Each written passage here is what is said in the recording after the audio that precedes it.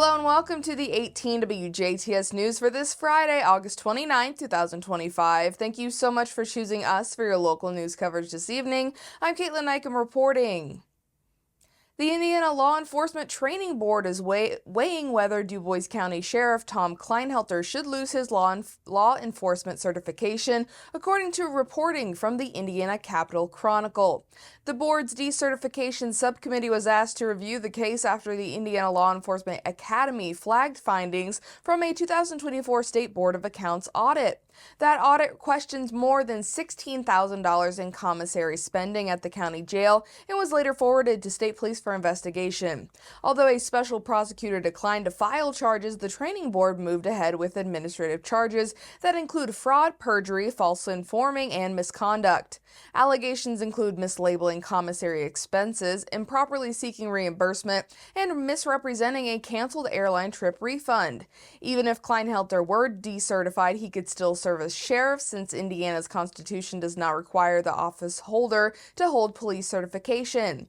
Candidates for sheriff must only meet residency and voter eligibility requirements. The decertification process begins with a hearing before a 5-member subcommittee, which can recommend permanent decertification, suspension, and conditions such as additional training. A final decision would rest with the full 23-member board, of which Kleinhelter is currently a member. He would not be allowed to participate in this own case.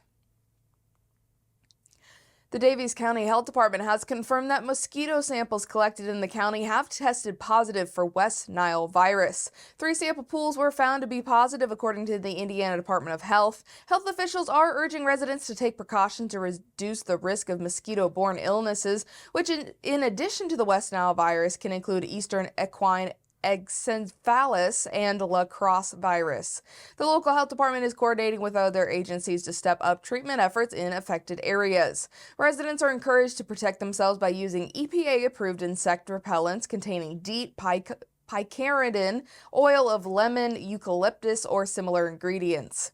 Wearing long sleeves and pants, especially during dawn and dusk when mosquitoes are most active, is also recommended. Homeowners are advised to reduce mosquito breeding grounds by eliminating standing water in containers such as buckets, bird baths, flower pots, and trash cans.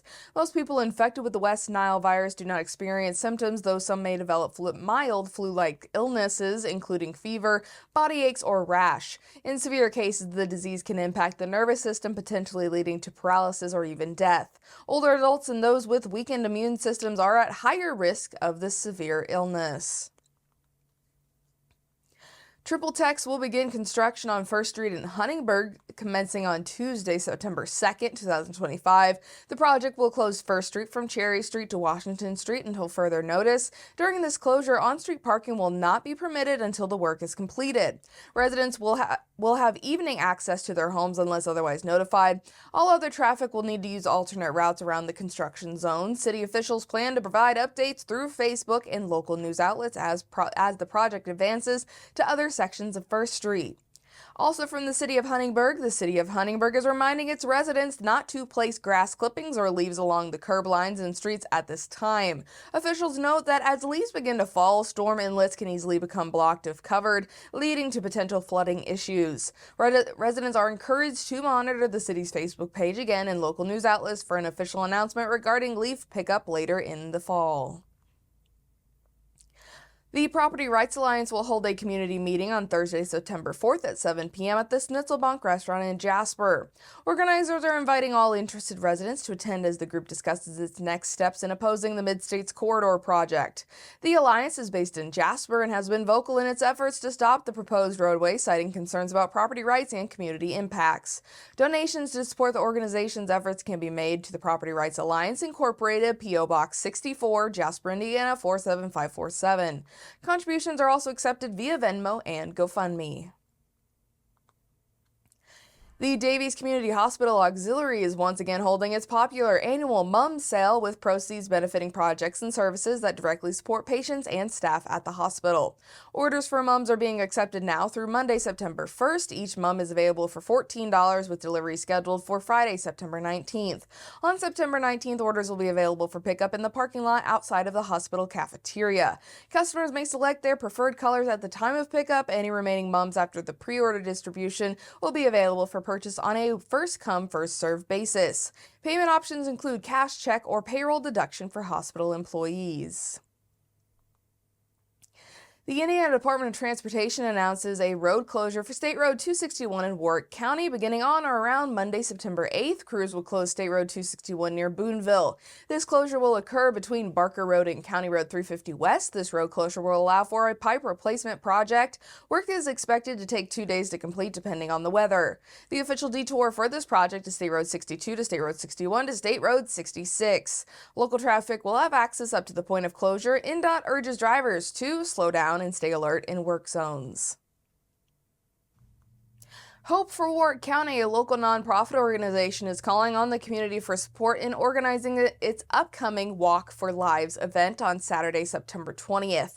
Founded in April of 2022 by Jean Carter and Amy Joffre, Hope for Warwick County advocates for those silenced by substance use disorder. The organization offers recovery resources, educational outreach, and compassionate support to those affected by the substance abuse, including individuals in recovery and families mourning loss of loved ones. Volunteers are needed to help plan and coordinate the event. Ideal candidates should be detail-oriented and skilled at multitasking. The event aims to draw over 100 participants, followed by the group's annual fundraising effort. For more information, you can visit our website. Most Indiana voters are opposed to redrawing the state's congressional maps in the middle of the decade. A poll by Change Research found 52% opposed and 34% support the move. After arguments for and against redistricting were presented, 60% opposed it, and support fell to 29%.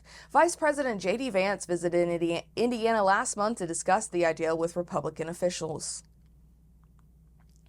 And that wraps your Friday news right here on 18 WJTS. Next up, your weather forecast.